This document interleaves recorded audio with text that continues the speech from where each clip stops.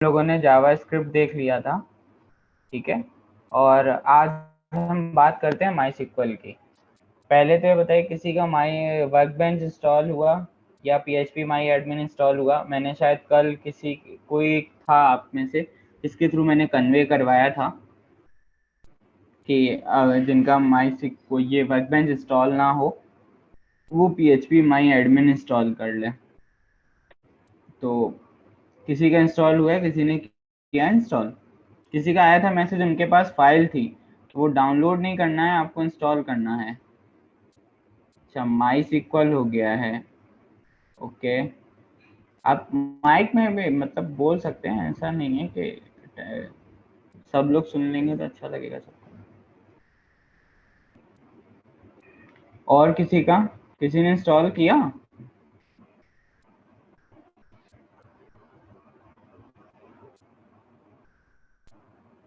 Hello, कोई भी नहीं है क्या? लग रहा है किसी ने इंस्टॉल नहीं किया। ठीक है, अगर आपने इंस्टॉल किया होता तो आप साथ साथ थोड़ा सा हैंड्स ऑन कर सकते थे। देखिए, आप माई सिक्वल वर्कबेंच इंस्टॉल कर सकते हैं या पीएचपी माई एडमिन इंस्टॉल कर सकते हैं। दोनों इंस्टॉल नहीं करें तो आप अपने सिस्टम पे माई सिक्वल इंस्टॉल कर सकते हैं, क्योंकि इन द एंड आपको डेटाबेस चाहिएगा जहां पर आपका डेटा स्टोर होगा। ठीक है, तो उस डेटाबेस के लिए आपको माई सिक्वल चाहिए। अब माई सिक्वल आप अपने लोकल मशीन पे इंस्टॉल कर लें और आप अपने कंसोल से चलाएं। जैसे विंडोज में कंसोल रहता है ना, कमांड प्रॉम्प्ट, वहां से चलाएं। या जिनके पास लिनक्स ऑपरेटिंग सिस्टम हो वो टर्मिनल से चलाएं, तो आप एक वो चीज़ कर सकते हैं। दूसरा है कि आप पीएचपी माई एडमिन या वर्कबेंच इंस्टॉल कर लें। ये एक आईडी की तरह होता है एक तरीके का, जिससे आप माई सिक्वल को एक्सेस कर सकते हैं। ठीक है, तो ये दो चीज़ें हैं। आप ये मतलब या कंसोल से कर लें, अपने सिस्टम पे इंस्टॉल कर लें, या पीएचपी माई एडमिन और वर्कबेंच के थ्रू कर लें और डेटाबेस को कनेक्ट करने की कोशिश करें। अब हम बात करते हैं कि डेटाबेस होता क्या है। डेटाबेस अब एक जनरल टर्म में it's like collection of data या स्टोरेज ऑफ डेटा। ठीक है, in fact we should say systematic storage of data on disk. ठीक है, जो भी आपका डेटाबेस होता है वो डिस्क में स्टोर करता है, मेमोरी में, इन मेमोरी नहीं रहता। डेटा स्ट्रक्चर में क्या था कि आपके कंप्यूटेशन के टाइम डेटा जो है वो किस तरीके से स्टोर हो रहा था, वो डेटा स्ट्रक्चर था। डेटाबेस में आपका डेटा डिस्क में स्टोर होता है, परमानेंट स्टोरेज रहती है वो, यानी कि जब तक आपकी मशीन एग्जिस्ट करेगी तब तक डेटा स्टोर रहता है। प्लस इसमें भी, डेटाबेस में भी डेटा को स्टोर करने के लिए डेटा स्ट्रक्चर का यूज़ किया जाता है। और आप पढ़ेंगे बी ट्री वगैरह यूज़ करते हैं हम लोग डेटाबेस में स्टोर करने के लिए, लेकिन वो सब डेटाबेस की इंटरनल इम्प्लीमेंटेशन है। डेटाबेस को यूज़ करने के लिए आपको उन कॉम्प्लेक्सिटीज़ में जाने की कोई ज़रूरत नहीं है। जो सीएस और आईटी वगैरह से हैं उनके लिए थोड़ा सा अंडरस्टैंडिंग चाहिए रहेगी जब वो आगे अपना डीबीएमएस पढ़ेंगे। तो डेटाबेस के बाद आता है डीबीएमएस, यानी कि डेटाबेस मैनेजमेंट सिस्टम। तो डेटाबेस को मैनेज करना पड़ेगा, उसमें से डेटा कैसे लेना है, उस डेटा को कहाँ स्टोर करना है, कब तक स्टोर करना है, कैसे उसमें डेटा इंसर्ट करना है, तो वो डीबीएमएस का पार्ट है। अब डेटाबेस डीबीएमएस कई तरीके के हो सकते हैं, यानी डेटाबेस कई तरीके का हो सकता है। एक नो सिक्वल डेटाबेस होता है, एक आपका कॉलमनर डेटाबेस होता है, एक आपका आरडीबीएमएस होता है। तो ऐसे बहुत तरीके के डेटाबेस होते हैं। तो उसमें भी जो हम लोग यूज करने जा रहे हैं और जो वाइडली यूज होता है अभी, और जो हमारे यूज केस के हिसाब से एकदम परफेक्ट है, वो है हमारा RDBMS. RDBMS means relational database management system. ठीक है, अब आरडीबीएमएस क्या है और इसका नाम रिलेशनल डेटाबेस मैनेजमेंट सिस्टम क्यों है, वो हम जानने की कोशिश करते हैं। मैं अपनी स्क्रीन शेयर करके आपको लिख के बताता हूँ किस तरीके से है।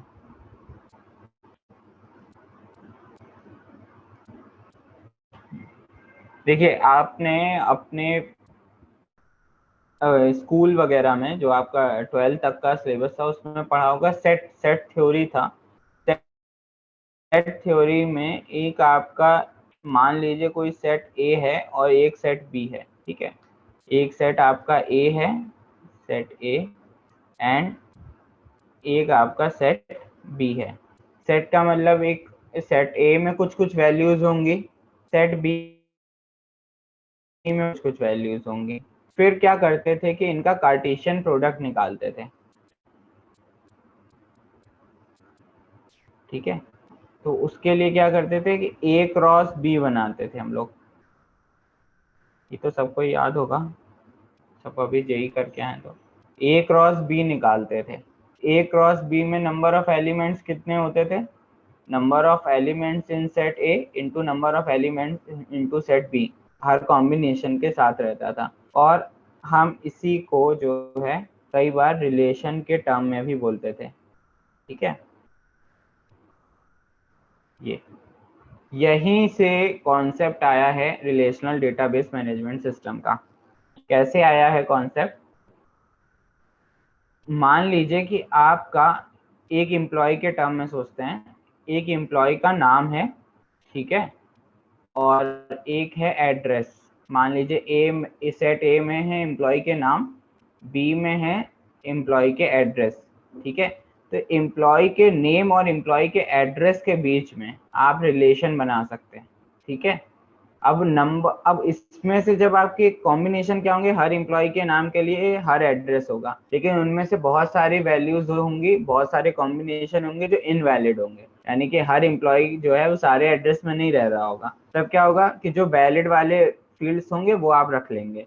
अगर आपने सेट थ्योरी पढ़ी होगी तो आप लोग को एक तो याद होगा कि उसमें से आप पहले सारे कॉम्बिनेशन बनाते हैं, फिर उसमें से फिल्टर आउट करके केवल जो वैलिड होते हैं केवल वही वाले रखते हैं। तो वहीं से कॉन्सेप्ट आया है, और ये रिलेशन होता है दो सेट्स के बीच का, इसीलिए उसको रिलेशनल डेटाबेस मैनेजमेंट सिस्टम कहते हैं, ठीक है। तो यहाँ से आया, अभी हम टेबल के फॉर्म में देखेंगे तो आपको थोड़ा सा और क्लियर होगा रिलेशन। और इसके अलावा रिलेशनल डेटाबेस मैनेजमेंट सिस्टम को भी एक्सेस करने के कई तरीके हैं, which is one is SQL. SQL का फुल फॉर्म होता है स्ट्रक्चर्ड क्वेरी लैंग्वेज, ठीक है। स्ट्रक्चर क्वेरी लैंग्वेज मतलब कि ये जो एक प्रॉपर स्ट्रक्चर में आपको डेटाबेस को एक्सेस करने के लिए, यानी डेटाबेस से डेटा निकालने के लिए, डेटाबेस में डेटा इंसर्ट करने के लिए आपको क्वेरीज चलानी पड़ती हैं, तो वो आप जिसके थ्रू करते हैं वो आपका स्ट्रक्चर क्वेरी लैंग्वेज होता है। RDBMS को मैनेज करने के लिए बहुत तरह के RDBMS अवेलेबल हैं। एक ओरेकल, ओरेकल का पूरा काम ही इसी पर होता है, तो ओरेकल है, ओरेकल ने एक अपना बनाया है। एक पोस्टग्रेस करके रहता है, ठीक है। इसके अलावा माइसिक्वल रहता है, और भी बहुत सारे रहते हैं, ठीक है। इसके अलावा एक हम PL SQL भी यूज करते हैं, ठीक है, प्रोग्रामेबल SQL। तो बहुत सारे रहते हैं, हम माई सिक्वल पे फोकस करेंगे, माई सिक्वल के थ्रू चलने की कोशिश करेंगे। सबका काम एक ही है, टेक्नोलॉजी अलग अलग है बस, ठीक है। It's like one product by different companies आप कह सकते हैं, थोड़े बहुत फीचर्स में डिफरेंस रहता है। तो आप PL SQL और माई सिक्वल, इन सब में हम माई सिक्वल देखेंगे, ठीक है। मेरे पास पहले से एक डेटाबेस PHP माई एडमिन पे रन हो रहा है, ठीक है। मैं इसको चलाने की कोशिश करता हूँ, एक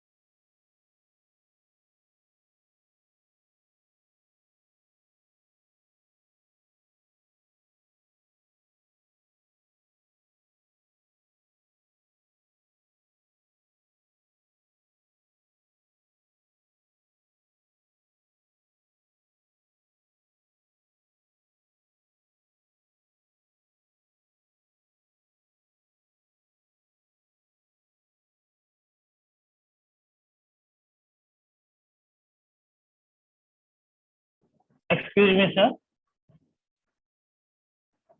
Sir, your screen is freeze.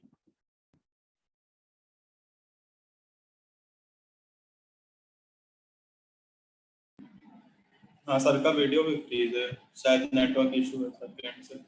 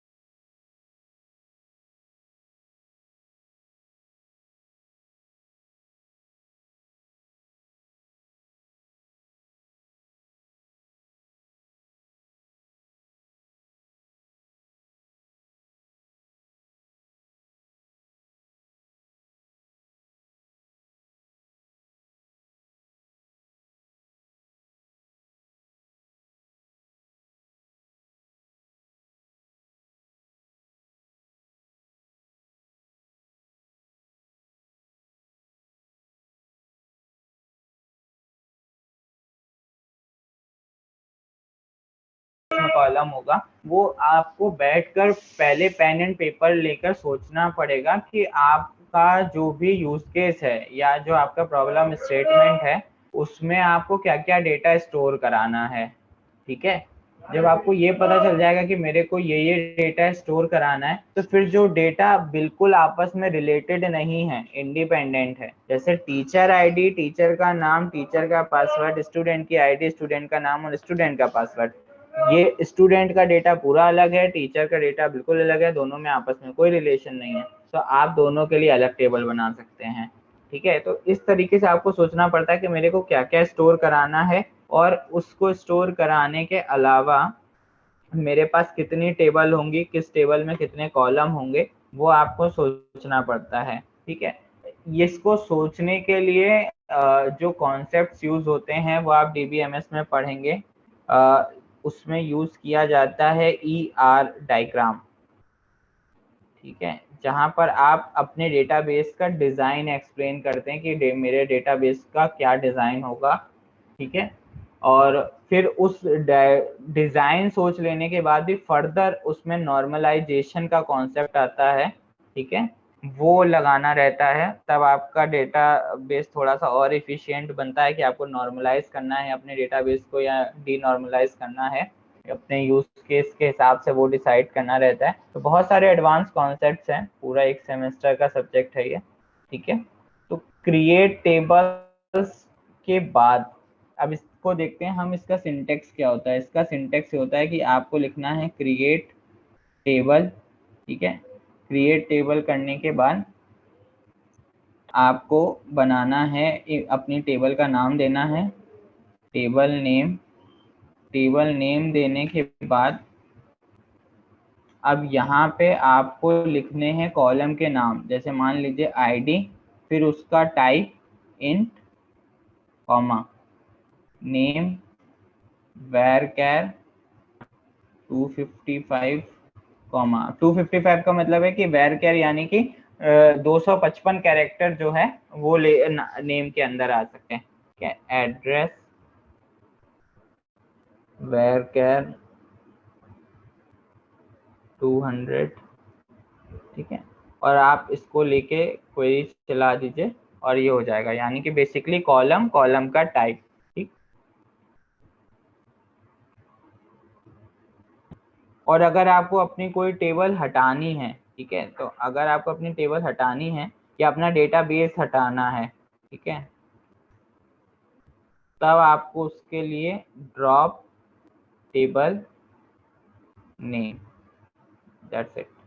आपकी टेबल अगर खाली होगी यानी उसमें कुछ भी डेटा नहीं होगा तो वो ड्रॉप हो जाएगी, यानी कि वो डिलीट हो जाएगी। आपके डेटाबेस में कोई टेबल्स नहीं होंगी तो वो पूरा जो है डेटाबेस हटा दिया जाएगा। अगर आपके टेबल में डेटा है तब वो ड्रॉप नहीं करेगा, फिर वो आपसे बोलेगा कि आपकी टेबल में डेटा है, पहले उसे चेक करो। तो वो डेटा के साथ हम कैसे काम करेंगे वो भी अभी देखते हैं। एक टेबल बनाने की कोशिश करते हैं इस क्वेरी से। ATW के अंदर हम क्रिएट टेबल, टेबल का नाम हम रख लेते हैं एम्प्लॉय। ठीक है, और इस एम्प्लॉय में रख देते हैं अच्छा बात।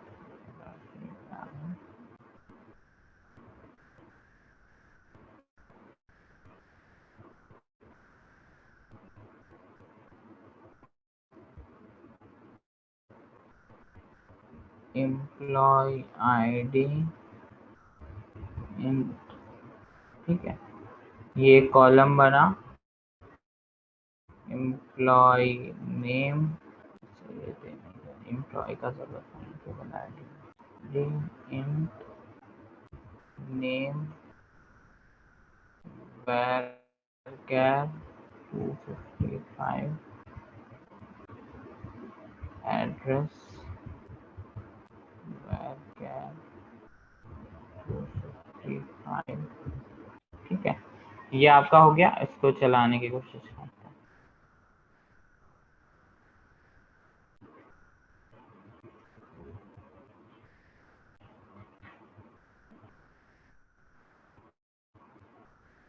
देखिए, इसने बोला कि एक टेबल बन गई है। अब देखिए यहाँ इस डेटाबेस के अंदर मेरी एम्प्लॉय टेबल आ गई है, लेकिन अभी इसमें कुछ भी नहीं है, अभी इसके अंदर कुछ भी नहीं है। तो मैं यहाँ पे भी MySQL का क्वेरी चलाने का ऊपर भी इंटरफेस दिया हुआ है, तो आप एडिट इन लाइन भी कर सकते हैं। अब अगर मेरे को अभी इसमें कुछ भी डेटा नहीं है और मेरे को यही टेबल ड्रॉप करनी है, तो मैं क्या लिख सकता हूँ, drop employ colon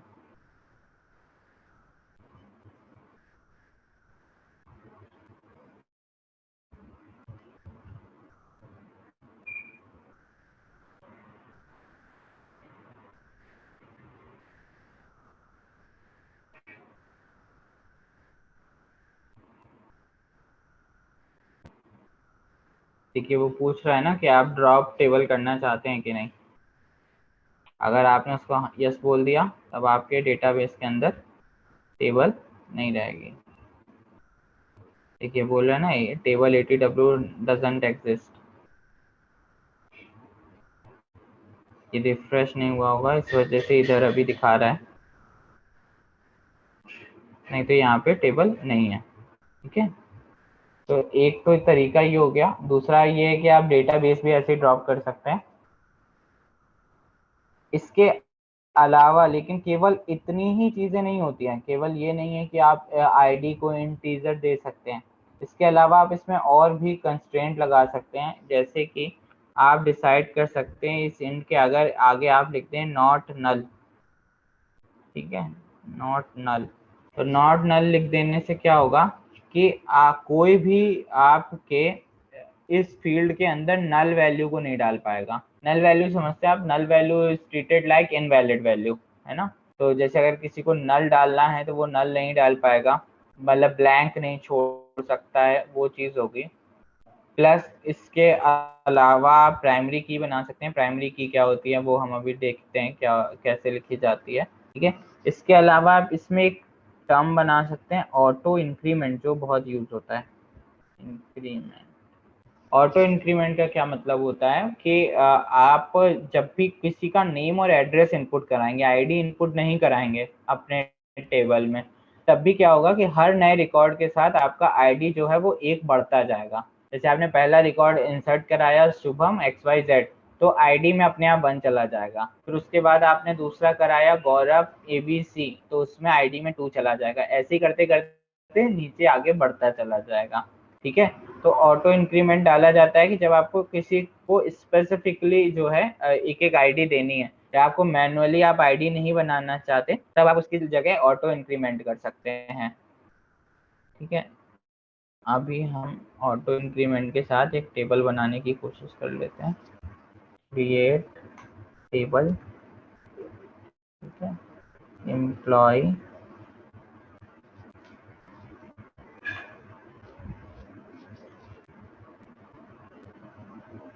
ID int not null,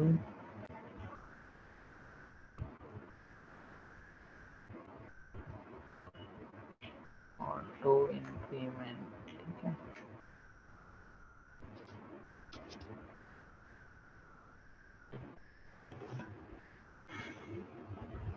name varchar 255, address varchar 255 और ये।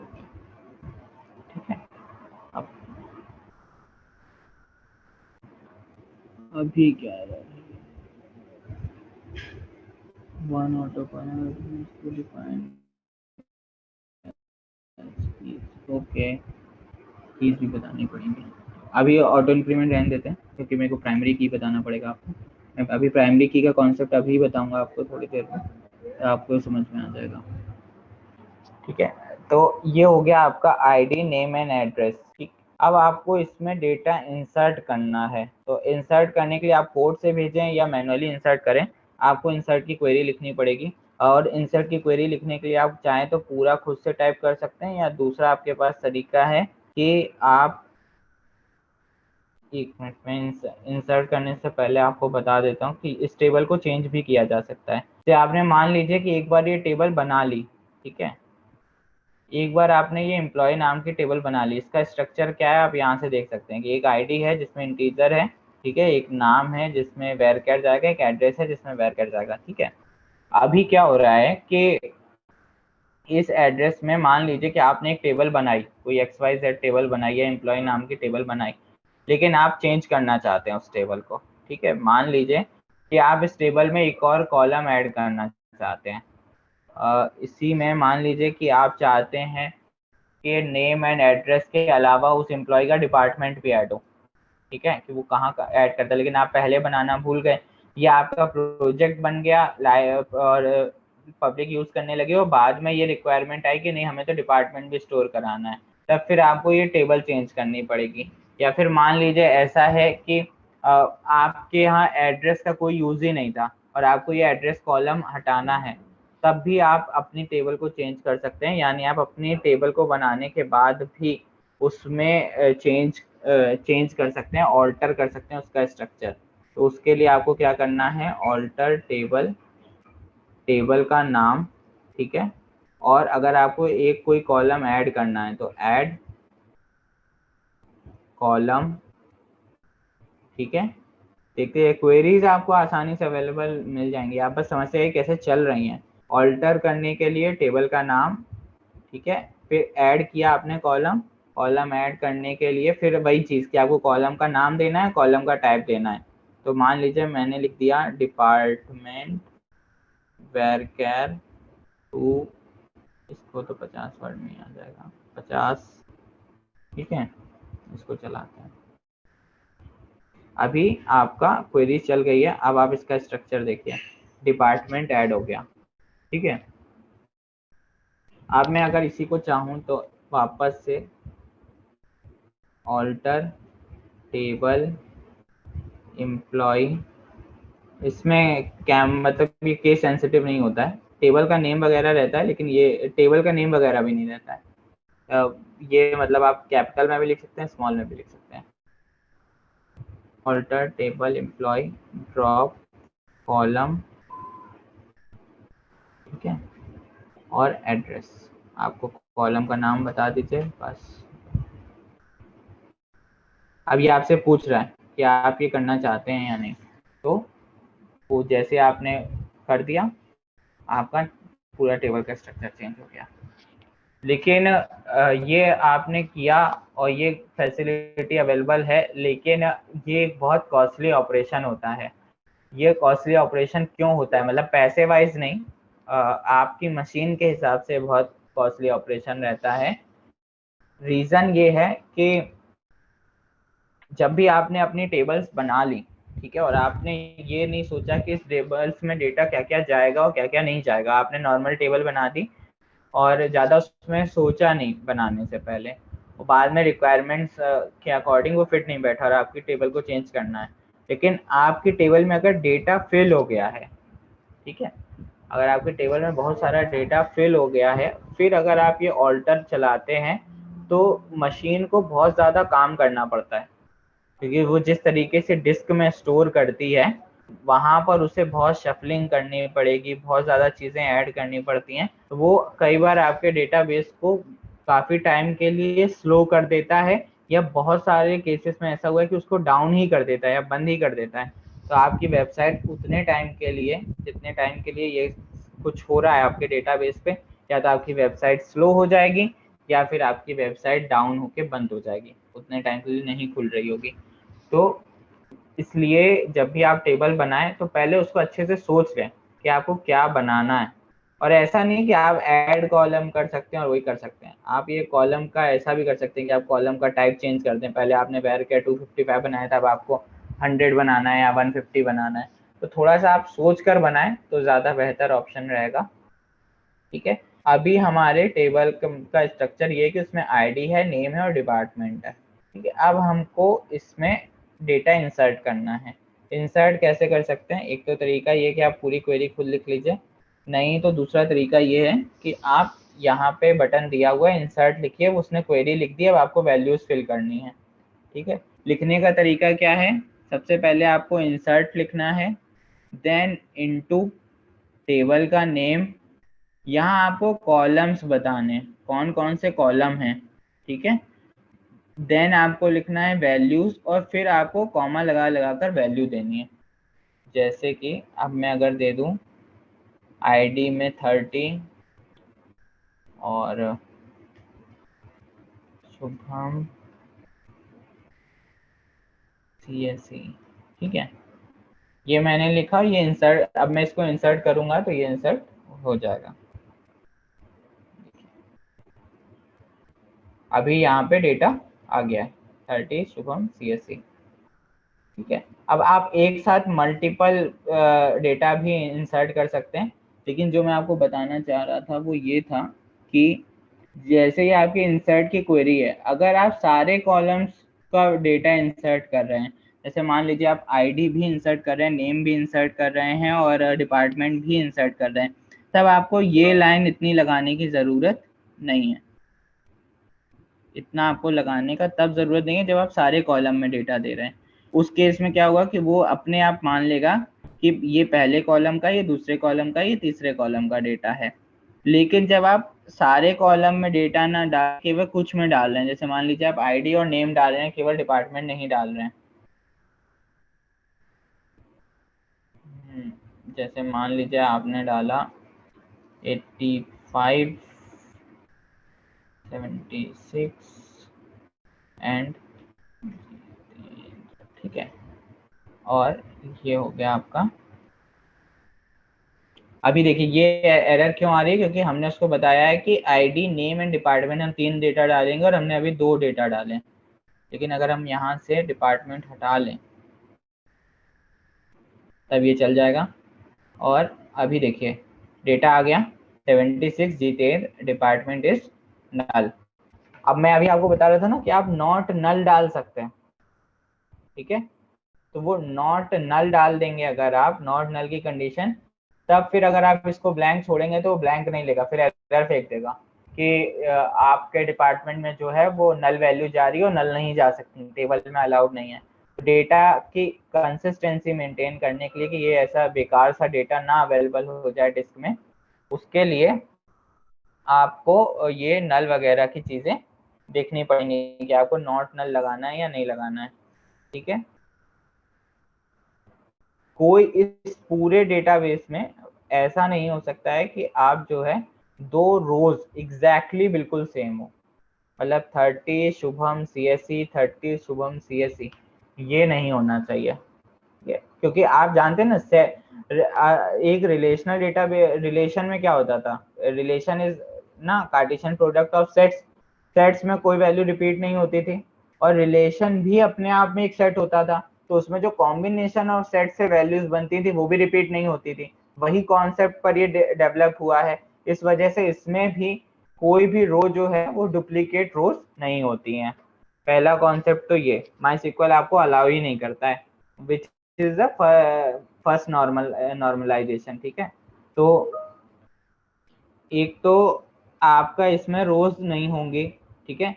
दूसरा एक जो कॉन्सेप्ट होता है, जो बहुत इंपॉर्टेंट कॉन्सेप्ट होता है, वो ये है जिसको बोलते हैं प्राइमरी की। प्राइमरी की क्या होती है कि अभी आप अगर देखें, मैं इसमें एक डेटा और इंसर्ट कराऊं,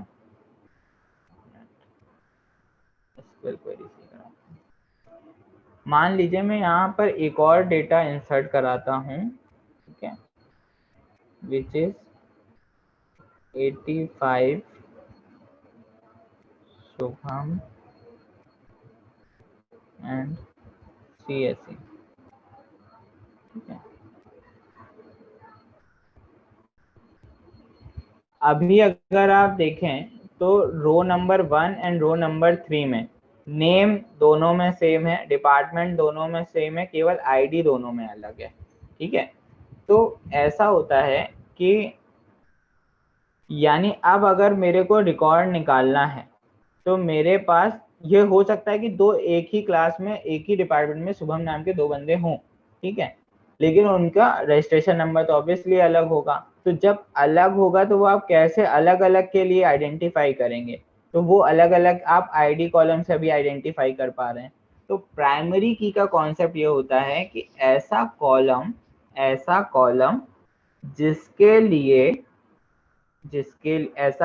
जिसके लिए हर रो की वैल्यू यूनिक होती है, ठीक है, यानी कि जिसमें कोई भी डुप्लीकेट वैल्यू नहीं है। यानी अगर आप नेम कॉलम को लेंगे तो इसमें डुप्लीकेट वैल्यू है, डिपार्टमेंट को लेंगे तो इसमें डुप्लीकेट वैल्यू है, लेकिन अगर आप आईडी को देखेंगे तो इसमें डुप्लीकेट वैल्यू नहीं है, ठीक है। और अगर किसी कॉलम में डुप्लीकेट वैल्यूज नहीं आ सकती हैं, अगर ध्यान से सुनिएगा और इमेजिन करने की कोशिश करिए, इसको इमेजिन नहीं मतलब सोचने की कोशिश करिए कि अगर किसी कॉलम में डुप्लीकेट वैल्यूज नहीं आ सकती हैं तो हर रो के लिए,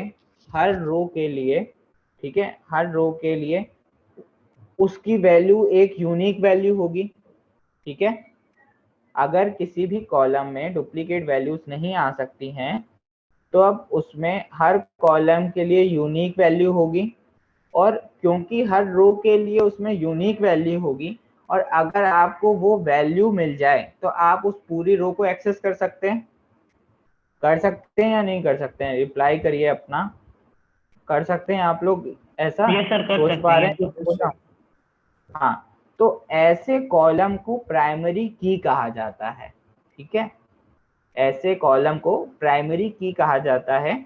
और प्राइमरी की इतना इंपॉर्टेंट होता है कि आप पूरे रिकॉर्ड को केवल उस एक वैल्यू से एक्सेस कर सकते हैं।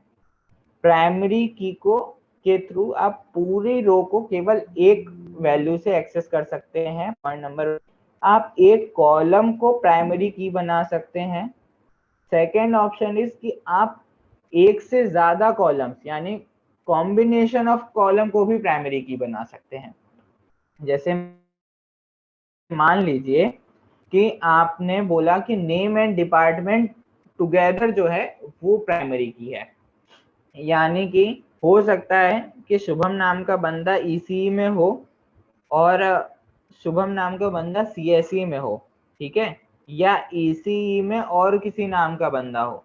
लेकिन ऐसा कभी नहीं होगा कि शुभम नाम का बंदा सीएसई में एक है और शुभम नाम का ही सीएसई में दूसरा बंदा। अगर आप ऐसा आपने ये किया है कि मैं एक नाम के लोग जो है वो एक डिपार्टमेंट में दो नहीं रखूंगा, ठीक है, आपने एक कॉम्बिनेशन बना दिया, या फिर आईडी के साथ नाम का कॉम्बिनेशन बना दिया, या नाम के साथ एड्रेस का कॉम्बिनेशन बना दिया कि इस नाम का बंदा इस एड्रेस पे, एक ही एड्रेस पे दो लोग तो सेम नाम के नहीं रह सकते। मतलब है, अगर आप बेकार का मतलब ऐसा सोचे कि नहीं नहीं हम तो नाम रख लेंगे एक जैसा, वो वाला नहीं। अगर आप प्रैक्टिकल लाइफ में सोचें तो एक एड्रेस पे एक नाम के जनरली दो लोग नहीं होते, तो आप नेम एंड एड्रेस को एक साथ जो है वो एक प्राइमरी की बना सकते हैं कि नेम एंड एड्रेस अगर आपको दोनों मिल जाएं तो उस वो कॉम्बिनेशन हर रो में अलग होगा। यानी शुभम और एक्स वाई जेड, शुभम और ABCD और शुभम और XYZ तो पॉसिबल है, ठीक है, XYZ पे जितेंद्र पॉसिबल है और ABC पे जितेंद्र पॉसिबल है, पर ऐसा नहीं पॉसिबल कि शुभम XYZ दोनों पॉसिबल हो, ठीक है, क्योंकि एक ही एड्रेस पे दो एक ही नाम के बंदे नहीं हो सकते। तो आप प्राइमरी की बनाने के लिए क्या करते हैं, या तो आप इसी टेबल में बनाने के लिए, मैं आपको इसमें दिखा देता हूँ, या तो आप इसी टेबल में जब आपको बनाना हो, जब आप टेबल बना रहे हैं आप उसी टाइम पे डिसाइड कर लीजिए और वहां पर लिख दीजिए प्राइमरी की, और जिस कॉलम को आपको बनाना है उसका नाम लिख दीजिए, तो आपका बन जाएगा। ठीक है, तो हम चलाते हैं यहाँ पे।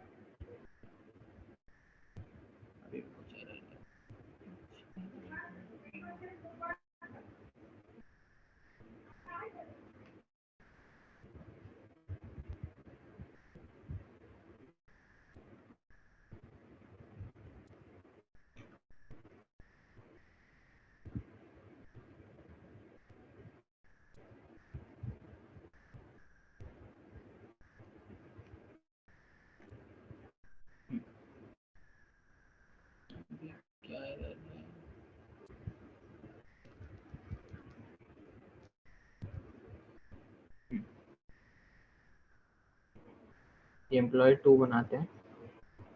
देखिए अभी ये एम्प्लॉय 2 नाम की जो टेबल बनी है इसमें अभी देखिए जब हम पहले ऑटो इंक्रीमेंट लगा रहे थे तो वो ऑटो इंक्रीमेंट नहीं लग रहा था।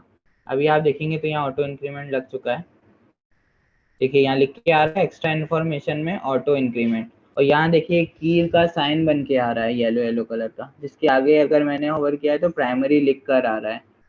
ठीक है, तो आप ये प्राइमरी की है। अभी मैं अगर यहाँ पे इस टेबल में डेटा डालूंगा, ठीक है, मैं अगर इस टेबल में डेटा डालूं इंसर्ट, तो अब मेरे को यहाँ पे देखिएगा आईडी डालने की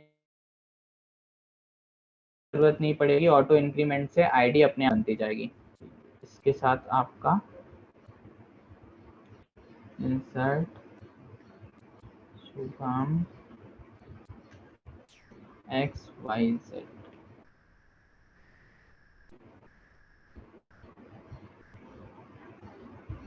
देखिए आईडी 1 मिल गई इसे।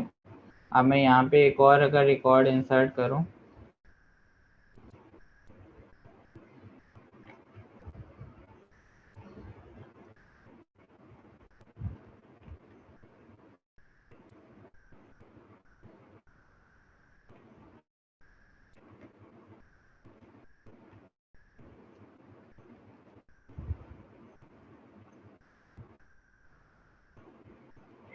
तो ये रिकॉर्ड भी इंसर्ट हो गया 2।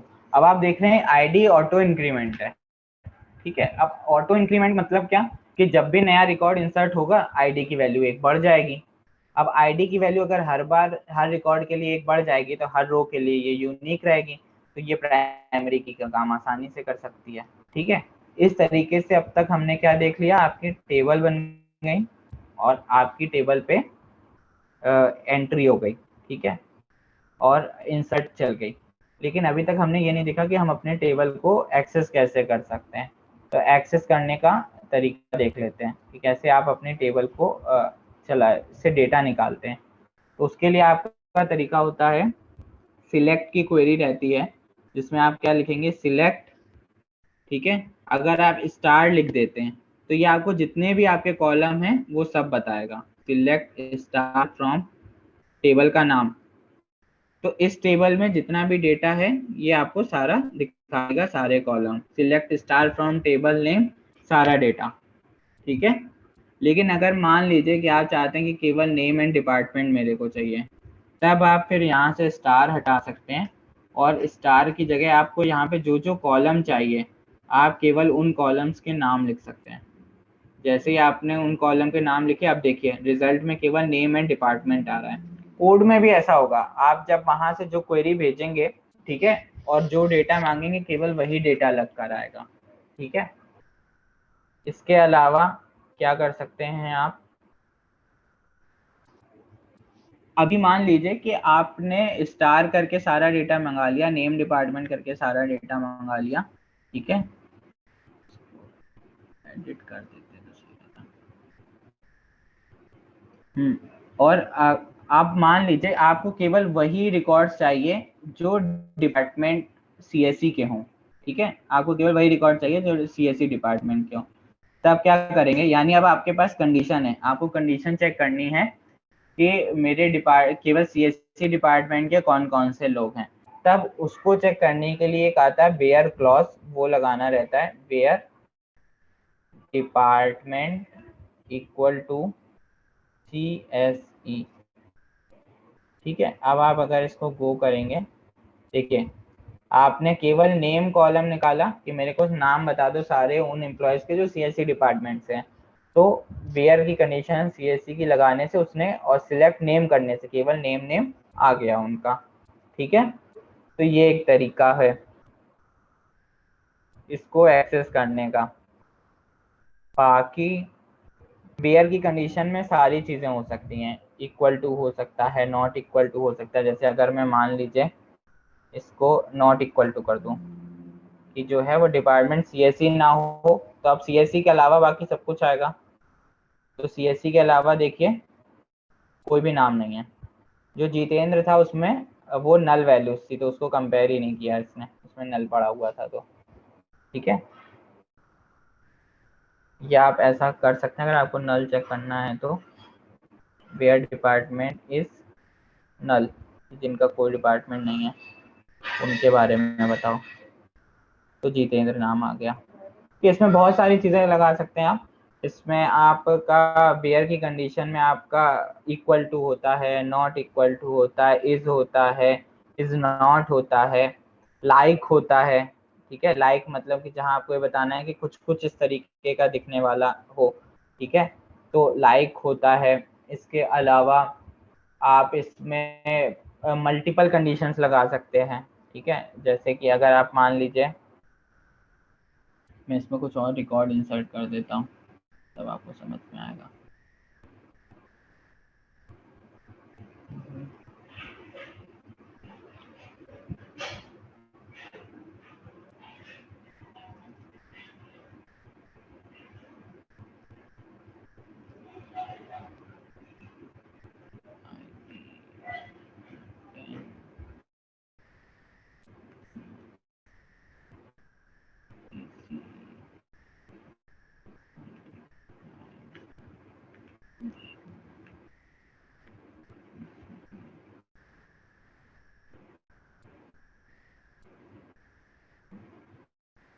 ठीक है, अभी ईसी के पे लोग हैं हमारे पास, सीएससी भी है और नल भी है, ठीक है। अभी अगर मान लीजिए आपको वो लोग चाहिए, ठीक है, उन लोगों के नाम चाहिए जो सीएससी से हैं और ईसी से हैं, ठीक है। From employ where department is equal to CSC, यानी कि या तो डिपार्टमेंट सीएससी हो या डिपार्टमेंट ईसी हो, ठीक है। तो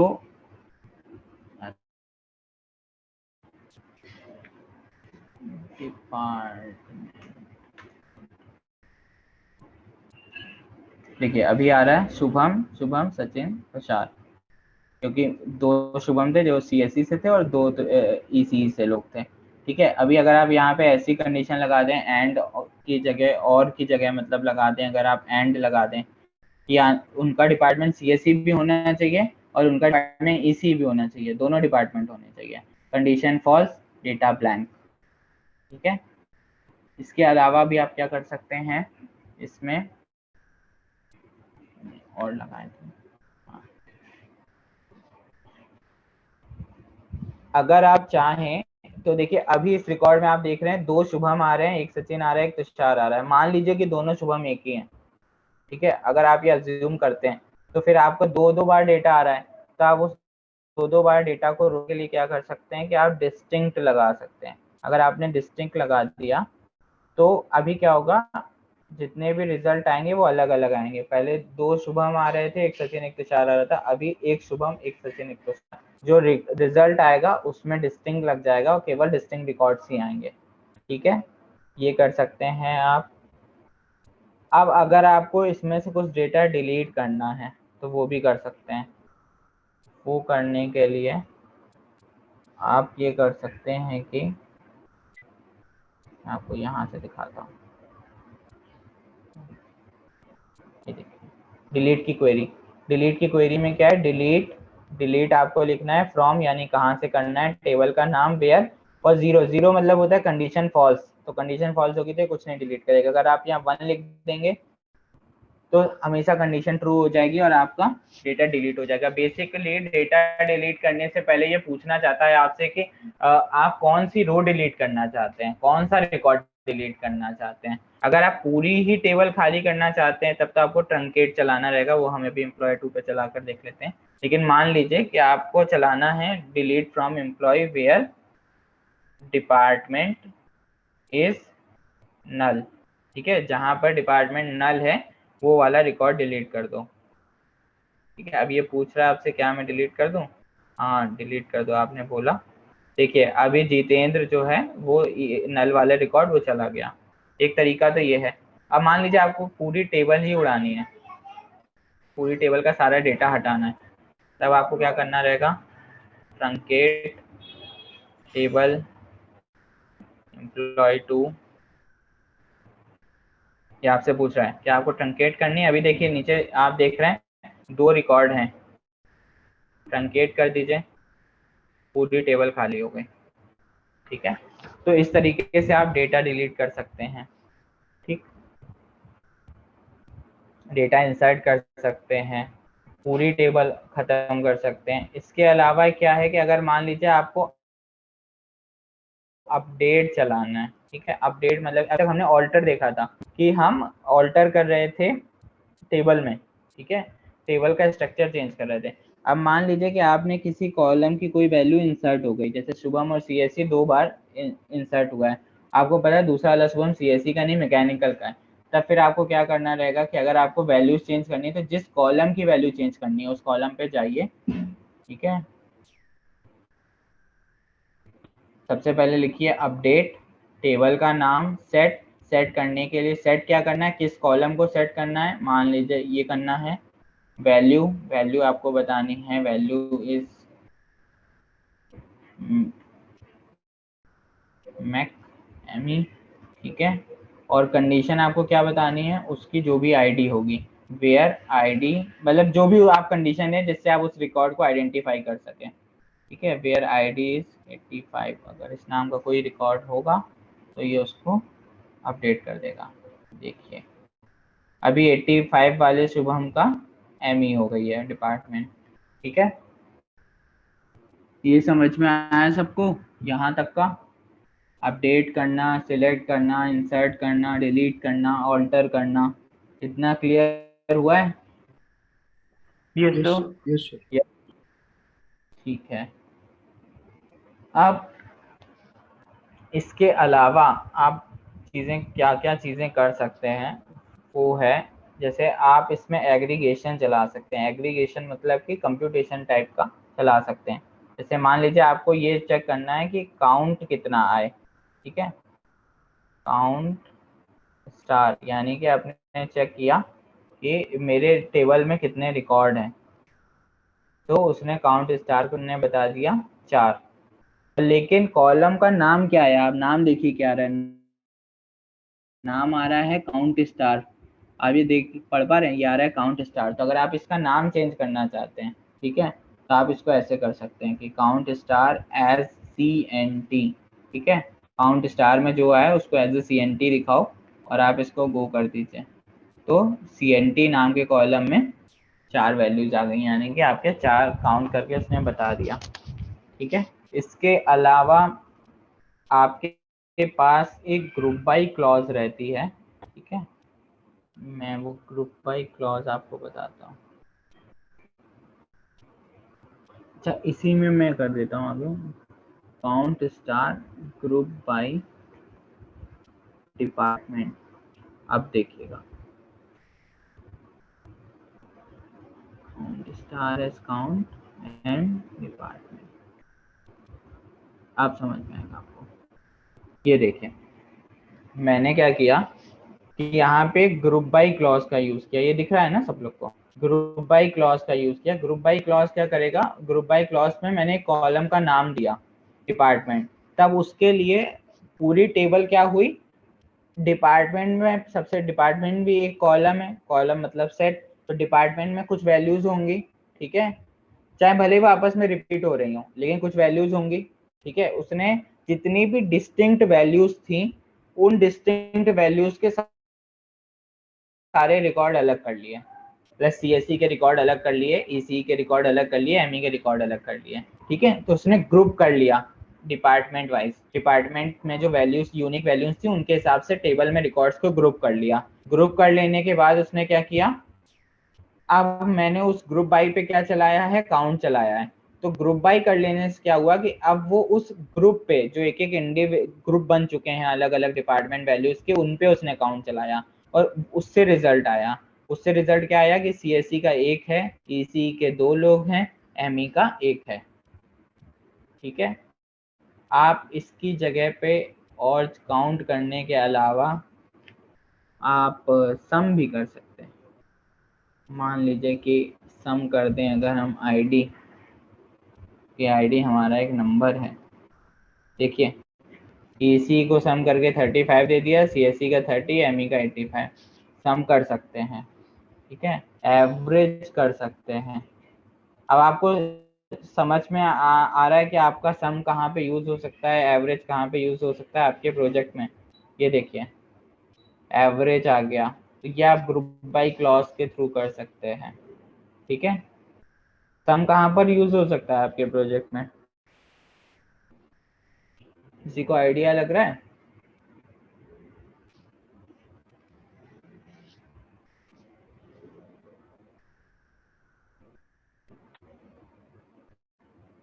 किसी को आइडिया ही नहीं लग रहा है सम कहाँ पे यूज हो सकता है प्रोजेक्ट में? सर टोटल सैलरी जैसी होती है तो वहाँ काउंट करने के लिए यूज हो सकता है।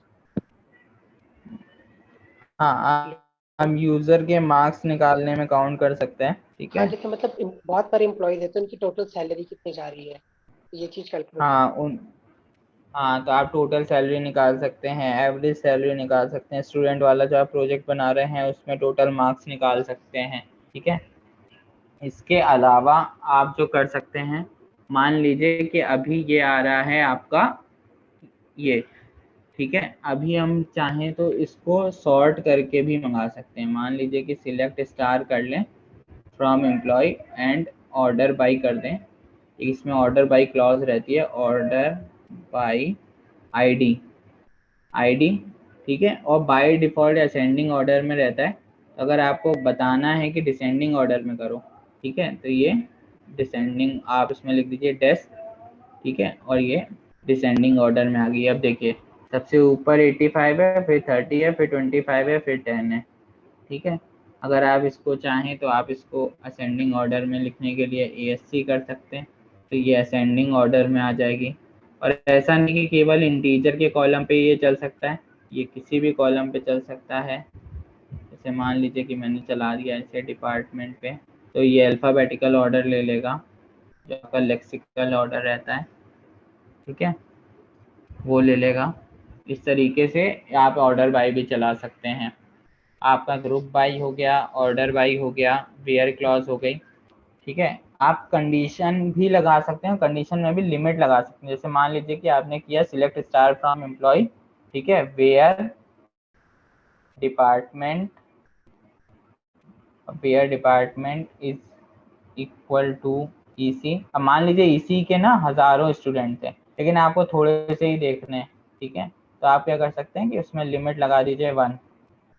तो अब EC का रिकॉर्ड तो आएगा, लेकिन केवल एक रिकॉर्ड आएगा जो उस टेबल में पहले पड़ा हुआ होगा, ठीक है, वो आएगा। जो उस टेबल में इंसर्ट करने पर सबसे पहले पड़ा हुआ होगा वो आएगा। जैसे अगर आप देखें, मैंने आपको एग्जांपल दिखाया था, तो मैंने यहाँ पे select star from SMS detail में लिमिट 10 करी थी, यानी कि इसमें बहुत सारे रिकॉर्ड थे और केवल 10 रिकॉर्ड्स ही आए थे, ठीक है।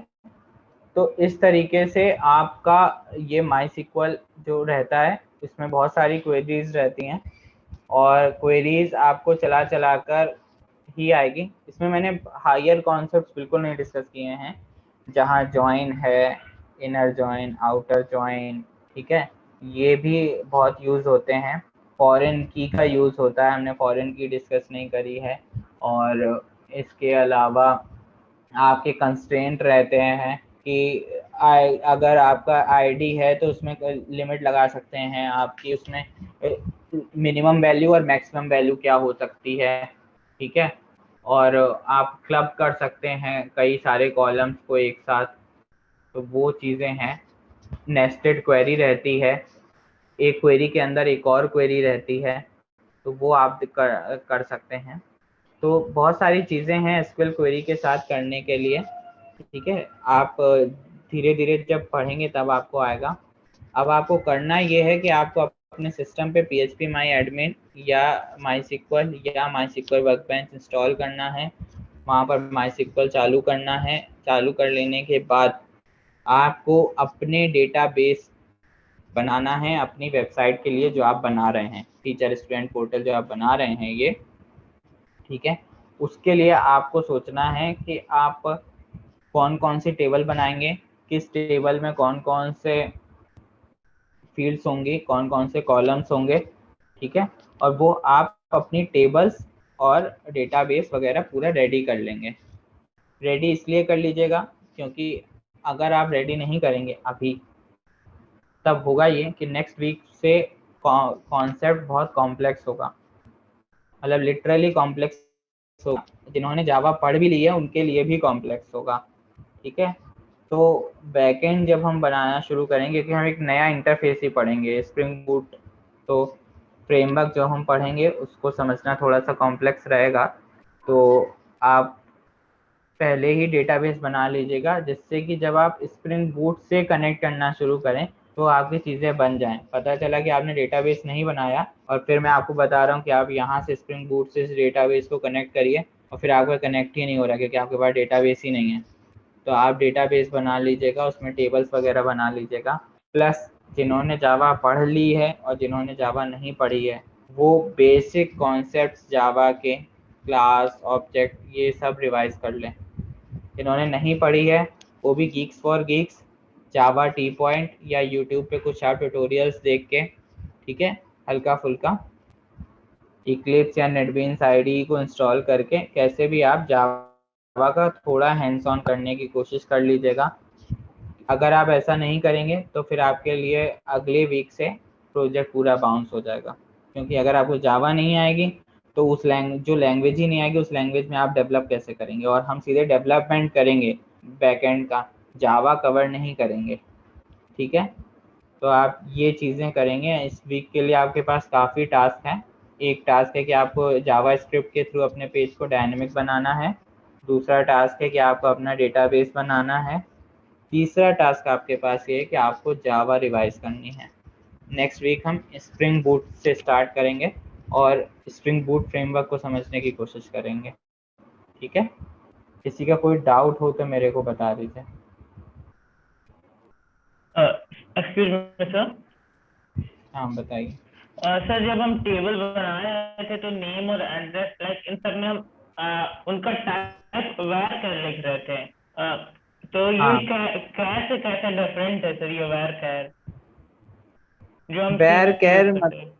कैर से इस तरीके से डिफरेंट है। कैरेक्टर और स्ट्रिंग में क्या डिफरेंस है? कैरेक्टर और स्ट्रिंग में डिफरेंस है कि कैरेक्टर एक सिंगल कैरेक्टर होता है और स्ट्रिंग क्या होती है, ग्रुप ऑफ कैरेक्टर होता है। तो var char is short form of variable length characters, ठीक है। तो एक कैर मतलब कि आपको एक कैरेक्टर केवल इनपुट कराना है। जैसे मान लीजिए कि आपको ग्रेड इनपुट कराना है, तो ग्रेड में क्या होगा, एक लेटर होगा ABCDEF, खत्म, ठीक है। तो आप कैर रख लीजिए। या नाम इनपुट कराना है तो किसी का 5 लेटर का नाम होगा, किसी का 10 लेटर का नाम होगा, किसी का 4 लेटर में ही नाम खत्म हो जाएगा, ठीक है। तो वहां पर आप वेर कैर का यूज करेंगे। Okay sir. और किसी को कोई डाउट?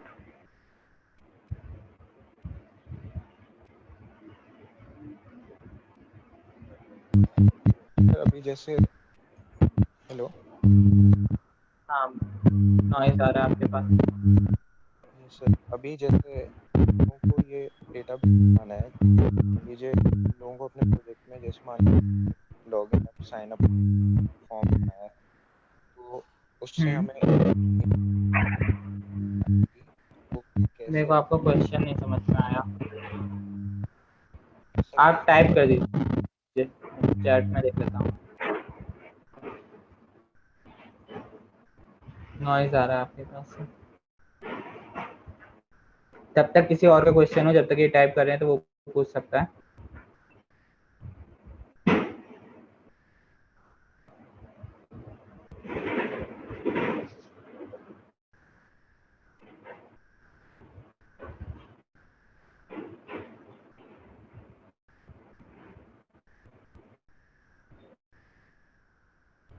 और किसी को कोई डाउट है?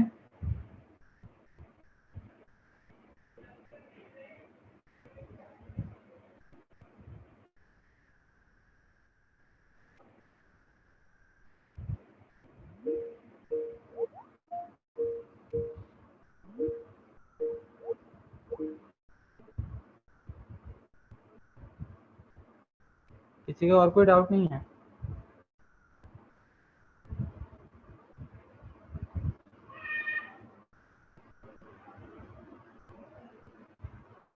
ठीक है, आज की क्लास हम यहीं पे खत्म करते हैं, ठीक है।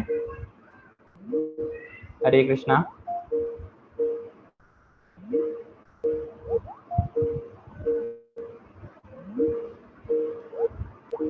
हरे कृष्ण सर।